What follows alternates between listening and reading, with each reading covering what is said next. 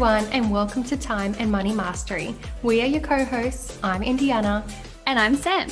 Before we dive in, make sure you hit that subscribe button so you never miss out on any of our episodes. Now, let's get started.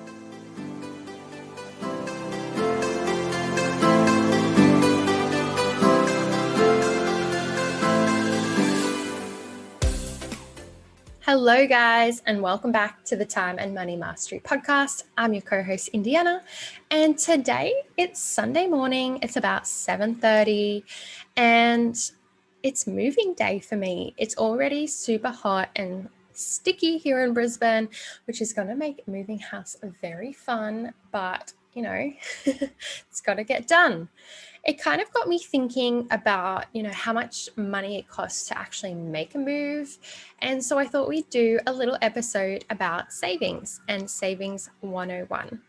Now, this is something that I think pretty much everyone thinks they know about, but maybe they don't do it super effectively. So, what really is savings? It's putting away money, on a weekly, fortnightly, or monthly basis to kind of save for a rainy day and save for incidentals or a house or, whatever your goal might be. But I think there's kind of a few points that really need to be considered when you're saving, because it can be really daunting and it can also be really, really hard to stick to that goal when temptations come up, like a brunch with a girlfriend or, the new little dress that just would look perfect on you. So there's a couple of things that we're going to run through that will just help you sort of stay really committed and make a foolproof savings plan. So firstly, you need to identify what your savings goals are. So a lot of people think, the first thing you do is dive straight into your budget and look at where you can save money. No, you need to take it one step further back and think about your goals. Why are you doing this? Why are you saving money in the first place? Are you emotionally connected to your goals? Because I can tell you right now, if you're not emotionally connected to them, it's not going to happen. You're going to get sidetracked. You're going to get tempted by different shiny objects and you're going to fall off your savings goal. So first of all, what is your savings goal? Let's get specific. I'm so tired of hearing people say, I just want to save money or save more. Okay, cool. How much, by when, in which account, why? Give me specifics. The only way that you're really going to be able to nail this savings goal and make it happen is to get nitty gritty. Okay, so do you want to save $500 a month in your savings account, and why? So for example, for me, I'm saving for a house deposit. So I know based on my budget and my income, I want to save $807 every fortnight. So I have a clear amount, $807 by when, every fortnight, which account in my house deposit goal. In my house deposit savings goal account. And the reason for that is it's a high yield savings account, which is why I have picked that one.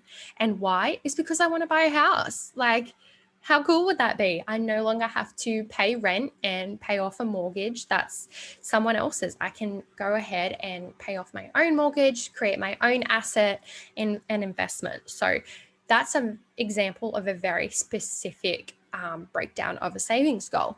And for me, this is probably a medium to long-term goal. I'm about halfway through my deposit, but you might have short, medium, or long-term goals. So something that might be a little bit smaller is, say you want to, save for a new dress and it's a designer dress and, it's going to be $500. So that could be a short-term goal. You need it in the next 2 months. So, you're going to break it down. I'm not doing quick math right now. It's too early, but say it's $50 a week. So get specific. How much? $50. By when? 2 months. Which account? Your everyday transaction account or your high yield savings account. And why? Well, I want to buy this dress because I want to feel amazing at my best friend's wedding. So that's an example of getting very specific. And do you see the emotional connection between, I want to buy a dress and I want to buy this dress that's going to make me feel amazing at my best friend's wedding. So having an emotional connection might seem very woo-woo, but I'm telling you, it works. It has helped me time and time again to get really serious about saving money. And I'm telling you this from firsthand experience. If you don't have a really good why, it's not going to happen. Now, the second thing that you want to look at is, again, your budget. So I know I touched on this slightly last week, but this is a really important one, okay? And it doesn't need to be complicated. People really overcomplicate it, overthink it, and it becomes this really big, overwhelming thing. But it doesn't need to be. Just keep it simple. Grab a piece of paper. You don't need a really complicated spreadsheet. If you're into that, cool. I'm into that. And I like to track everything down to the exact dollar, but you don't need to start that way. You can literally just grab out a piece of paper, draw a line down the middle. On the left-hand side, you're going to put your income. On the right-hand side, you're going to put your expenses. You're going to tally these two things up and make a total. Now, this is your budget. This is what money you have left to play with, your income minus your expenses. Now, from that, you'll be able to determine how much you can save and what frequency.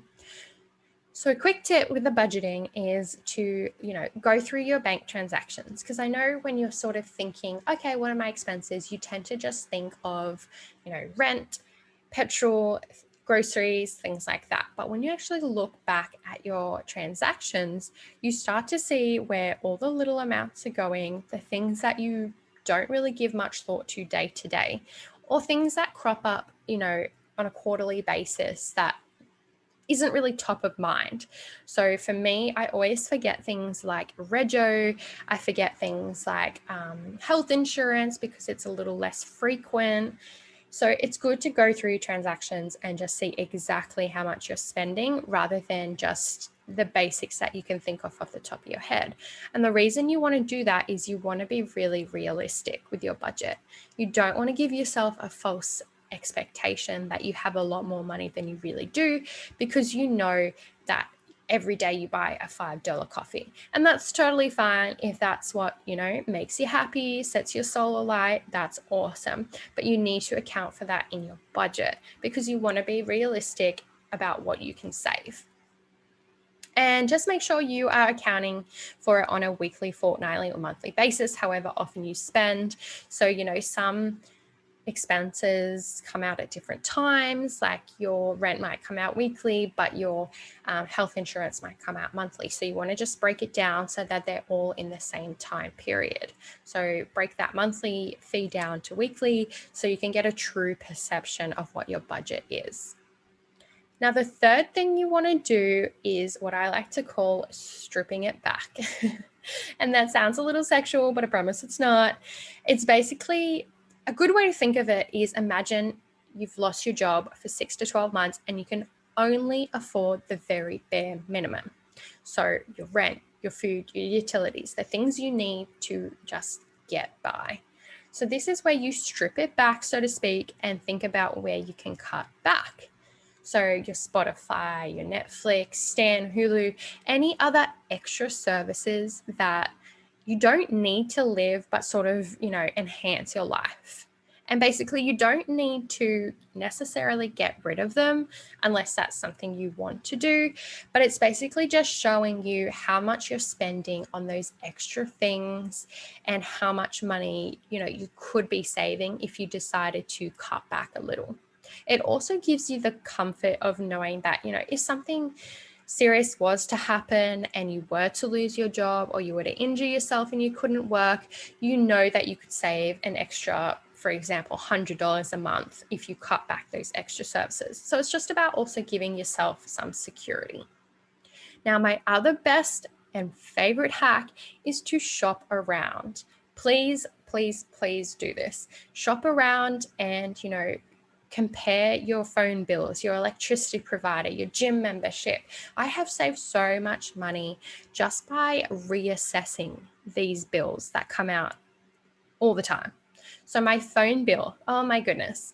About 6 months ago, I think I spent about $90 a month on my phone bill, which, some of you might think that's not a lot, but for me, I'm just like, that is just astronomical because I own my phone outright. There's no need for me to be spending that much. So instead of just sticking with the same phone provider that I had always been with, I decided to shop around.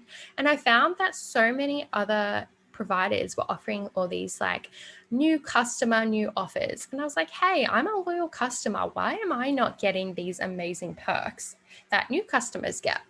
So basically what you can do is go to your current provider, go to them with the research already and say, hey, this brand is offering this deal for this much. Why am I paying 100? So for example, I was paying 90 and who was I with? I think I was with Optus or Vodafone. I can't remember now. And I took them another offer from another provider, which was the exact same. It was unlimited calls and texts. It was the exact same amount of data, but it was something crazy like $40 a month instead of the $100 I was paying.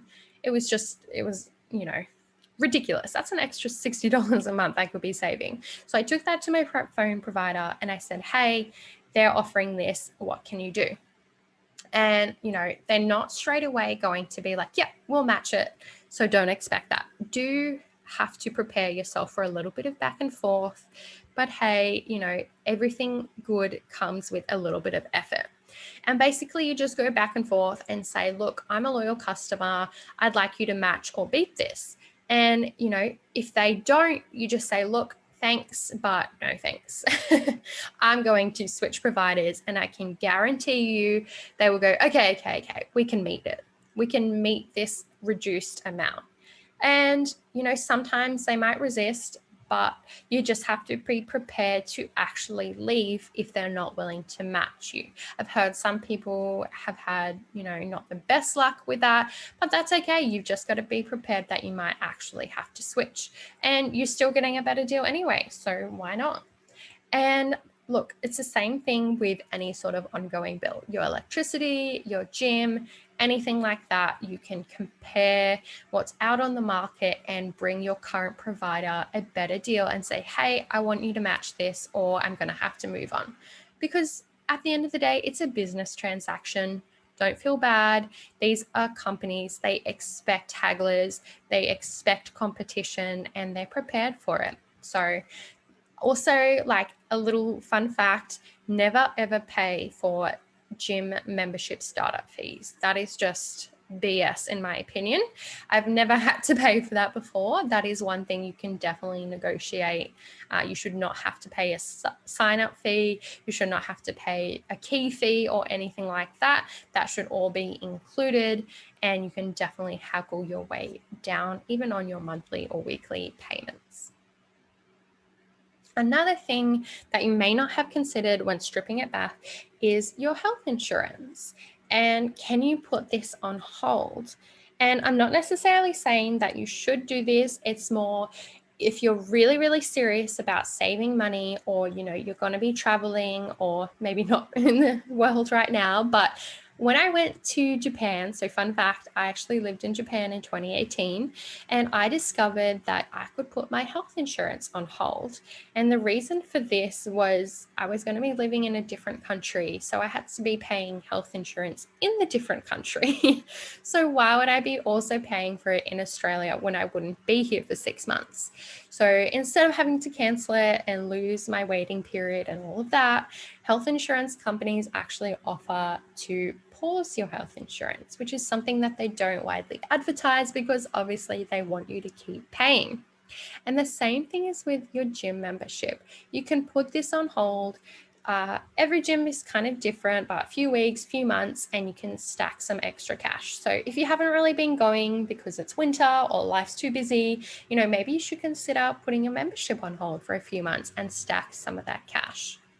Now, the last thing in stripping it back is to look at your bank account. Please look at your bank account fees. Where is this extra money going? Do you get charged bank account fees, overdraft fees, things like that? Are you able to put loan repayments on hold? Look at everywhere you can where you're paying money where you could strip it back. I have how many accounts? I have 4 bank accounts, and with 4 different providers, and none of them charge me fees. Now, that is very, very possible these days. It's almost unnecessary and absurd for banks to want to charge you fees for accessing your own money. That's just crazy, right? Like I'm with ING, St. George, Westpac, and Commonwealth Bank. I think CommBank might be the only one that charges fees, and I'm going to be closing that down because none of the other banks charge me a fee, and so why should this one? Basically, you can haggle with your bank provider to get fee-free accounts, or if you were to accidentally go into overdraft, because I know sometimes that happens, or a automatic repayment bounces because you don't have the money, they tend to charge you like an overdraft fee. You can actually call up your bank and ask them to waive that. Now, that's not going to be something that they automatically do because obviously that's how they make money, but you can call up and say, hey, like, this isn't cool. This hasn't happened before. I have an overdraft. Can you waive the fee? I know I was getting charged like $15 every time my account went into overdraft, which is another story. Your account should never go into overdraft. But if that is to happen, just know you can call the bank and get them to waive that. And the other thing is your loan repayments, and can you put them on hold for a few months and stack that cash away? Obviously, there's other implications that come with that, so definitely do your research. But when it comes to stripping it back, there is so many things you can do to really just scrimp and save those few extra $100 a month. Now, the fourth thing you want to do is create a new budget. So the budget that we created before cutting it back, we want to create a new one now. So now that we've looked at it and we've gone, okay, where can we cut back if we need to? Let's make a new one. We're going to create a budget based on this stripped down version of living. Do yourself a favor, okay? Write that shit down, okay? I know you can be like, oh, okay, it's all in my head, I've got it, but write it down. There is something so powerful about having it written down with a pen and paper that makes it feel like you're really in control of your money. So it's also something you can go back and revise and look at and go, hey, I made a commitment with myself. It's kind of like a little contract to myself that I'm going to spend this amount of money on this, and you can revise it and see if you're sticking to it. Now, on that topic of sticking to it, how the hell do you plan to stick to this budget? Because that is probably the hardest part of all. You can sit down and create a budget and say you're going to do this, this, and that, and cut down on this and that. But how do you really plan to stick to it when the going gets a little bit tricky? So if you're serious about your finances, which I assume you are if you're listening to this podcast, you need to choose to make your budget and your savings goal a priority. So it needs to be a choice. You can create a budget and completely ignore it, but you need to make the choice for, whatever your goal is. Like me, I decided, hey, yes, I have a mild shopping addiction and I love to buy clothes, but the emotional connection and my why for saving for a house is so much stronger than a quick fix at the shopping center with a new dress or a new skirt.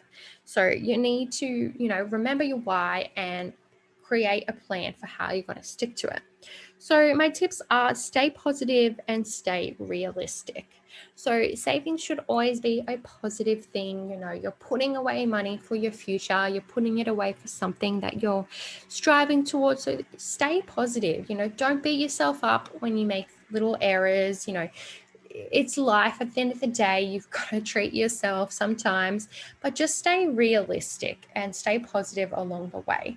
This is why I say to look at your transactions rather than just your expenses off the top of your head, because you want to be realistic with yourself. You don't want to say that you can live off, say, $200 a week when really you can't, because what's going to happen is every week you're going to overspend and you're just going to feel like crap about yourself, and this whole savings thing is just going to become really negative, and it's going to be something that's just really torturous for yourself. So let's not do that. Let's be positive and realistic. Now, you should do this by actively revisiting your goals. So go back to this sheet of paper where you have your budget, reassess your goals. I love to write down my goals and create vision boards. Depends if that's your thing or not.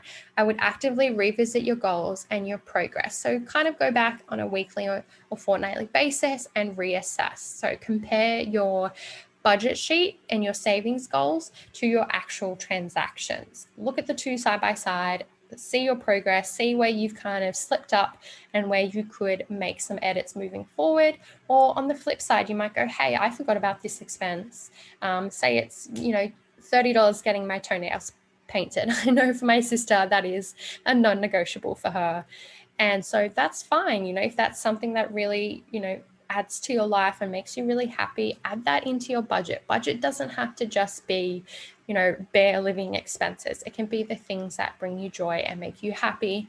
But just know that if you're really serious about this goal and you want to accelerate it, maybe your toenails is something you can skip or cut back and just do it, once every 2 months instead of once a month. Things like that. So just kind of negotiate with yourself, be realistic, stay positive, and please give yourself small rewards. Give yourself a freaking pat on the back. You are doing awesome. Just taking this first step of setting a savings plan is just freaking awesome. Like, good on you. Like, so many Australians don't even have, more than $1,000 in their account. So if that's something that you want to work towards, good on you. I'm so proud of you. I don't know if you've heard that today or recently, but I am so proud of you. Good on you, and get out there and smash it. So just to kind of, wrap it up, I know that was a lot of information. Here are the 5 things you need to do to have a rock solid savings plan. 1, set your goals. What are your savings goals? Be specific. How much, by when, in which account, and why? 2, make your budget. Don't overcomplicate it. Just get a piece of paper and write it down. Your expenses versus your income and what's left over. 3, let's strip it back and let's see where we could make some cutbacks if we need to, if we really want to accelerate our savings goals. 4, write it down. It's so powerful. Please put it down in writing so you can look back and see it and you don't forget, and it's kind of like a mini contract to yourself. And 5, stick to it. This is ultimately the hardest one, and the one that you're probably going to have to keep revisiting. And it's okay if you make slip ups. We all do. We're human. But stay positive, stay realistic, remember your why, and give yourself small rewards along the way to make it a really positive experience and reinforce that good behavior with yourself.